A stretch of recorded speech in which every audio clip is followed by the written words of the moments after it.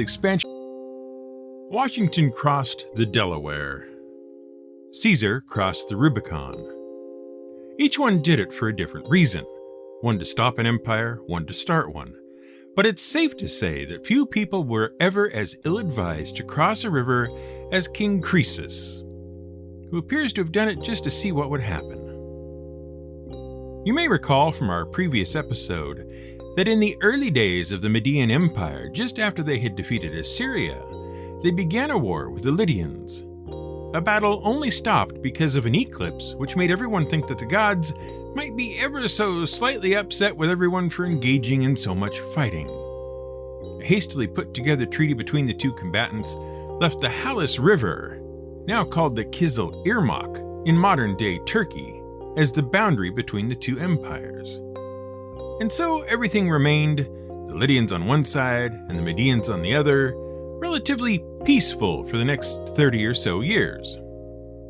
Then, of course, the Medes under King Astyages went about the business of empire building in other directions, established a capital in the Zagros Mountains at the gateway to the Iranian plateau called Ecbatana, and in the process managed to upset a fair few citizens of the empire.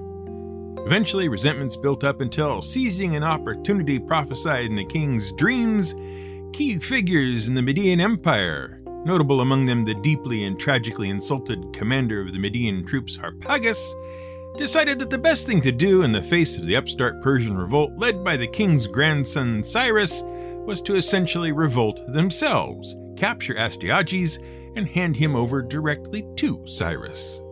Having won the battle, destroyed the Median Empire, and captured the former king, Cyrus decided to buck tradition and not execute anyone and everyone who stood against him, but rather to pension the king off into retirement and make the Medes full partners in the new Persian Empire.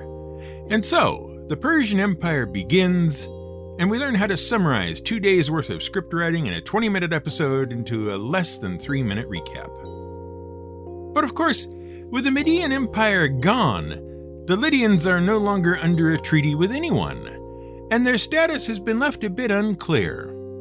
King Croesus found himself asking a basic question which, to put it in the words of that famous and well-known late 20th century English philosopher Mick Jones, amounted to, should I stay or should I go? King Croesus, you may remember from our episodes on coins and electrum, is credited as the inventor of coinage and also as being probably the richest person alive at the time, which, you will also recall, made it very easy for him to buy any size army he might care to have.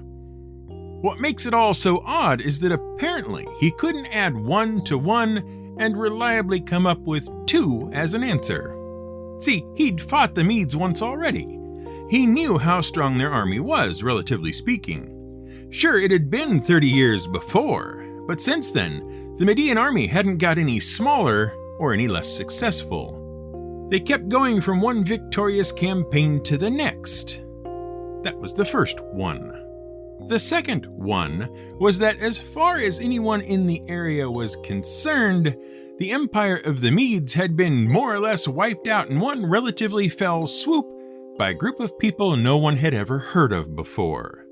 The Persians were an unknown quantity, and to emphasize the point here, they had just wiped out the Medes. 1 plus 1.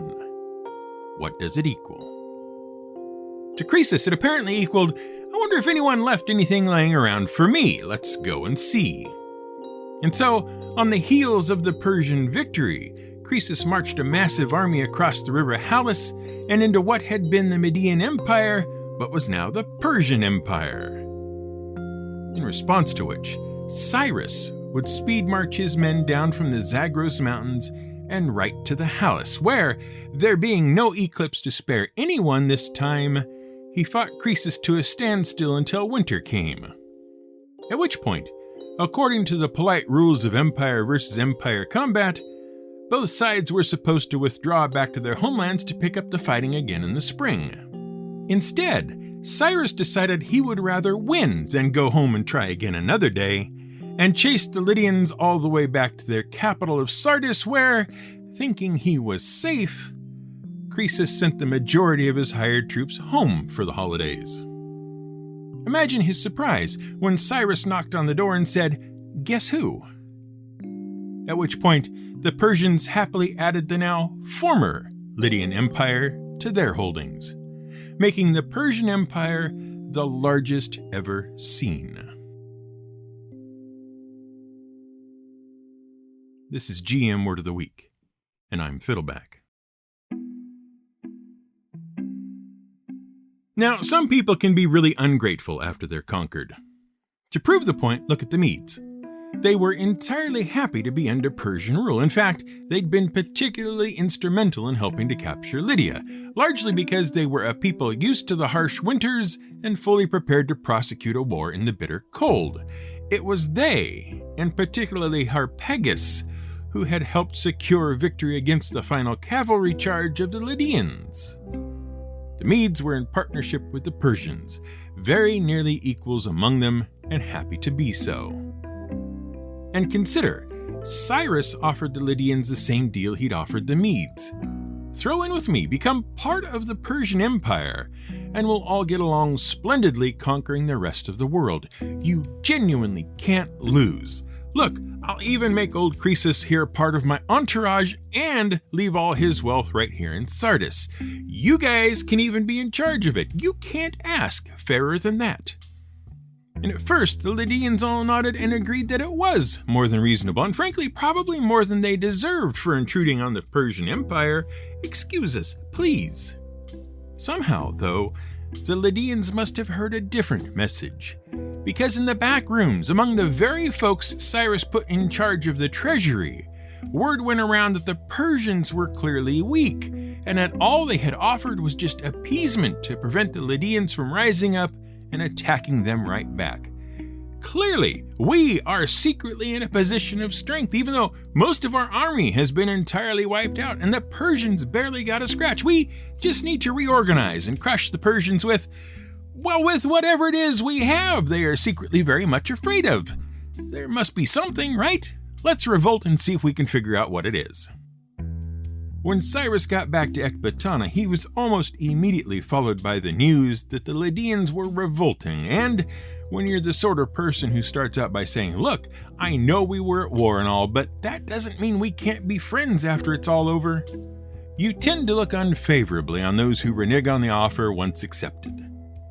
So back out the door go all the nice fresh troops who'd just been hanging out in the capital while everyone else was conquering Lydia the first time. Except now they have some very specific orders about how to respond. Level everything, kill anyone who argues, and make slaves of the rest. It's their own fault. And so the army did. But let's not forget how successful the first campaign against the Lydians was. The Medes had really shown themselves well, and Harpagus was up for special commendation for suggesting that the final battle of the first campaign be fought only after the charging Lydian cavalry had passed through a line of stinking, grumpy, obstinate Persian pack camels first, which had so frightened the horses that the charge was broken before it even met the enemy, allowing the Persians to pick folks off at their leisure. In appreciation, Cyrus elected to send Harpagus west to take charge of the Persian troops there. Harpagus couldn't have been more delighted. Here was an opportunity beyond his wildest dreams back when Astyages was king. He even got a new title along the lines of Generalissimo of the Sea. And so pleased by all this was Harpagus that not only did he see the Lydians off the map, he kept right on going until he'd reached the shores of the Aegean. There he found the Ionians, living in scattered cities, and resolutely conquered all he could find of the disorganized former Greeks. Harpagus was so effective that many Ionians simply ran as far and as fast as they could back across the Aegean, some as far as Italy. So brutal was Harpagus's conquest in the name of Cyrus that the Greeks would forever conflate the Persians of Cyrus with the Medes of Harpagus. And so the Persian Empire grew even more.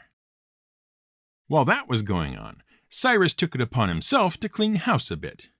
Sweeping eastward along the Khorasan highway, he pushed on until he reached the Hindu Kush Mountains and Central Asia, conquering as he went. He pursued the same policy he had with the Medes and had attempted with the Lydians. The conquered were invited to join the Persian Empire and benefit from close association with her. And as often as not, the terms offered were accepted. Which was good, because if Cyrus had one significant worry, it was that those nomadic Aryan tribes that had produced what were now the Persians might also produce another such group to challenge Cyrus's hold on the world. But by getting those closest to his borders to submit to Persian rule, he built up a buffer zone through which anyone seeking to challenge the empire would have to pass first, and thereby present ample warning of their approach. Provinces from the Hindu Kush Mountains in Afghanistan to the Aral Sea in Kazakhstan were brought under just as much control as was needed to assure loyalty, but otherwise allowed to carry on largely as they were before. Upon finding himself one day on the banks of the Sir Daria, or Jazartes River in Central Asia, Cyrus called a halt to his advance. There he set up 7 cities to guard the eastern approach to the river, and returned home to Pasargadae in 540 BCE, satisfied. At least, satisfied about the east and west. But now, with those borders settled, Cyrus, who by now had earned the title Cyrus the Great, turned to the lands between Assyria and the Persian Gulf. So south he went, and as he went, he proclaimed to those he encountered that he was defending the land and bringing peace. The people he would be confronting were no slouches, no disorganized barbarian tribes. Rather, they were at least as sophisticated as Cyrus himself, and probably even more accomplished at political maneuvering and statecraft than he was. They wouldn't be easily taken in by his usual tactics. But when a man comes at the head of an army offering to protect your lands, not attack you, and thereby establish peace, well, it's hard for the common people to resist. After all, to deny those were Cyrus's goals would be to openly declare that you did not also want peace. Besides, with the size of the army Cyrus was leading, peace was definitely what everyone wanted. And so, they let him into their cities and agreed to become, if not exactly Persian, then Persian by association. To all these people, too, Cyrus offered a partnership, a mutual understanding, and aside from dealing with those who actively resisted, by and large, life could continue as normal. Even the local priests of the various temples soon understood that Cyrus was both righteous and just, and that all his empire and his right to rule it came from the gods as his just reward for remaining faithful. And indeed, so it seemed to be. If you need further proof of Cyrus's suave statesmanship, take a look at 2 Chronicles and the book of Ezra in the Bible. The Babylonians wreak a hard vengeance on the people of Judea when they conquer them and burn their temples. Nebuchadnezzar tears down Jerusalem's walls and then takes the people captive. He then removes them all back to Babylon, where they live in exile for many years. But then Cyrus comes to power in Persia, and as part of his expansion of the empire, he marches down to Babylon, conquers it, and in short order turns all the Jews loose again, off to rebuild the temple in Jerusalem. Not coincidentally at the same time, creating a people so grateful to him and so convinced of his divine inspiration that Judea is more or less a secure hold tied to the Persian Empire for the foreseeable future. It all agrees with prophecy, of course, which was extra helpful in selling the idea. But then, that's part and parcel of what Cyrus did, present himself as the fulfillment of a god's plan. Any plan, of any god, among the people he conquered. Eventually, of course, Cyrus died. How exactly is not known, just that he was on campaign at the age of 70, north of the 7 cities he established to guard the Sir Daria, when he fell victim to one of the tribes the Persians were fighting. Supposedly, the queen of the tribe that killed him had him decapitated and dropped his head into a full wineskin in order to slake his insatiable thirst.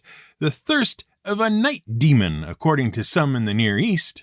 Opinions elsewhere differed, however. Among those who submitted to his rule, he was admired.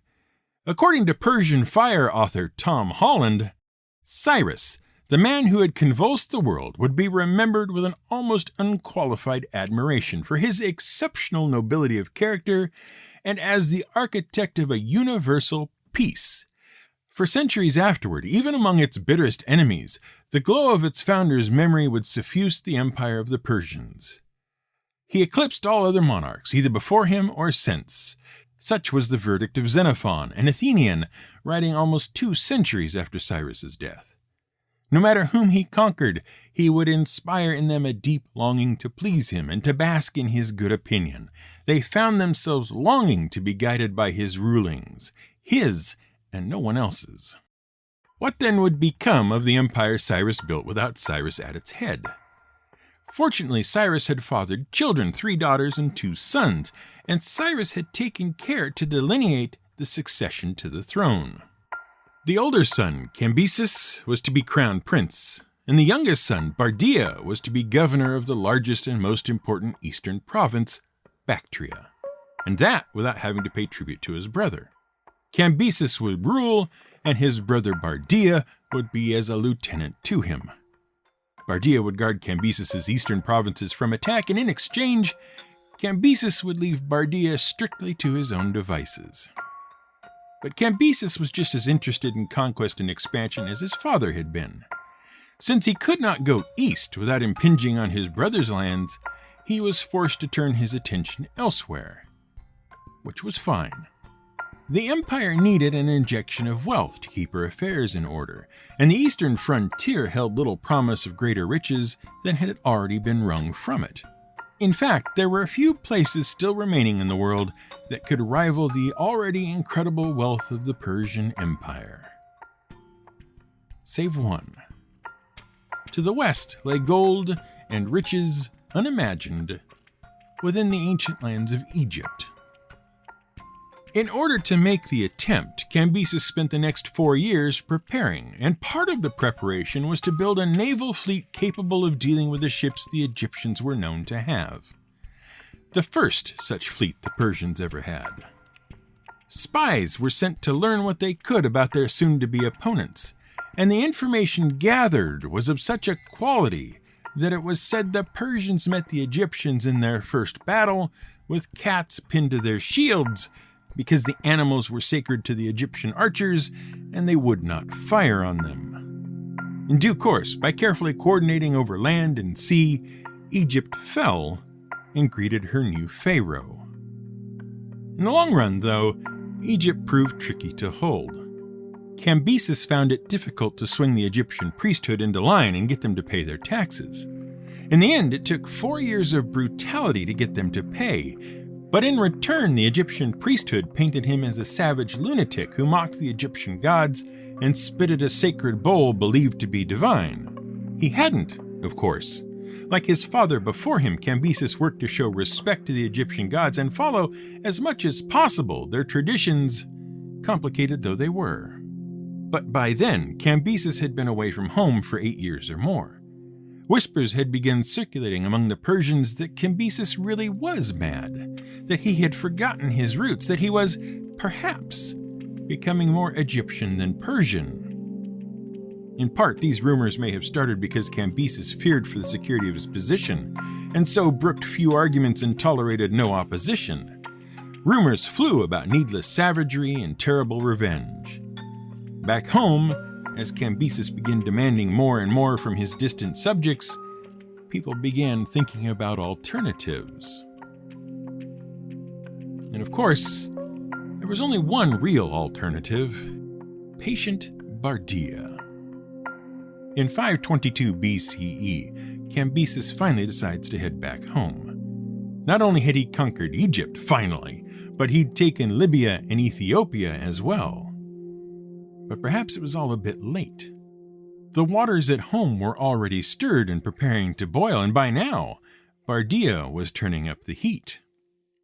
In March, Bardia claimed the Persian throne from Bactria, and a scant month later, the rest of the eastern provinces threw their support behind him. It seemed certain that once he returned home to Persia, Cambyses would have a fight on his hands to retain the throne. And then he died, much to everyone's apparent surprise. The story was, and to some extent still is, that one morning while rushing back home across Syria, Cambyses leapt onto his horse and wounded himself through the thigh on his own sword. You can figure out the mechanics of that. We certainly have a hard time of it, and we're willing to bet that at the time, a lot of other people did as well. The wound turned gangrenous, and Cambyses died within just a few days. How nicely convenient for everyone, especially Bardia. By July, he was officially on the throne. He married his brother's widow and, having secured the line, retired to Ecbatana for the summer, which only left a few problems to deal with.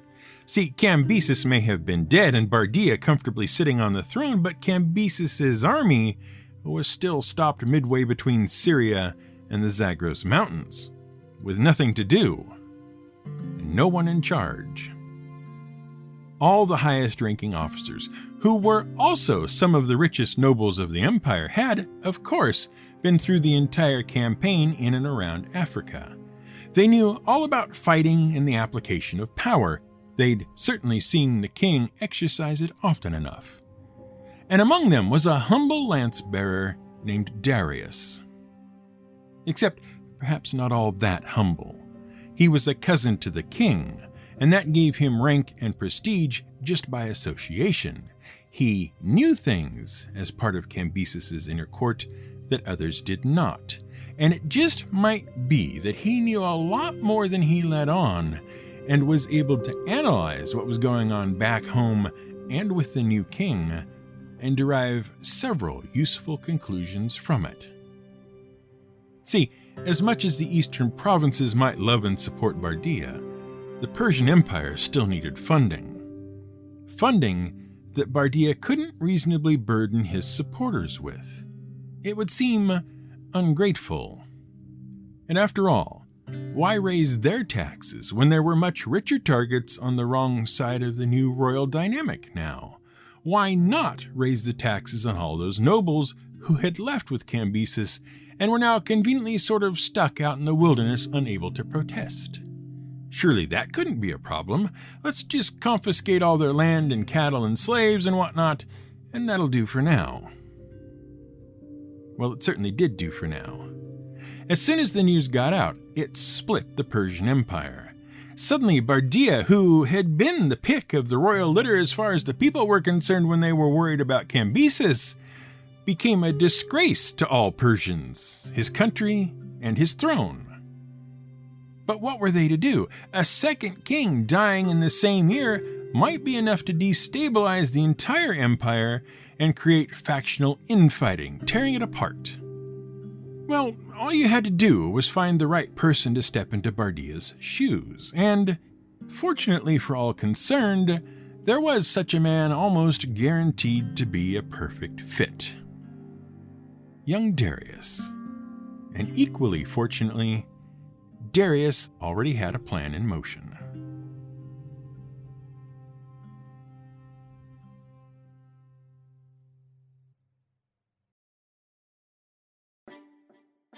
Thanks for listening to this episode of GM Word of the Week. We've still got 2 more episodes in the Persian series to look forward to, and we hope you are as excited by that prospect as we are. As ever, we remain humbly grateful to our supporters and backers. They make the show possible and keep us commercial-free. Head over to gmwordoftheweek.com and click the yellow banner at the top to find our support page and join them. Every bit helps. Once again, we are indebted to the book Persian Fire by Tom Holland. You can find a link to it on Amazon in our episode description. We'll be hearing more from it in future episodes. This episode was researched, written, and produced by Brian Casey, who could probably finish in the top 5 of a summarized Proust competition. Music was provided by Blue Dot Sessions. O man, whoever you are and wherever you come from, for I know you will come. I am Cyrus, who won the Persians their empire. Do not, therefore, begrudge me this bit of earth that covers my bones.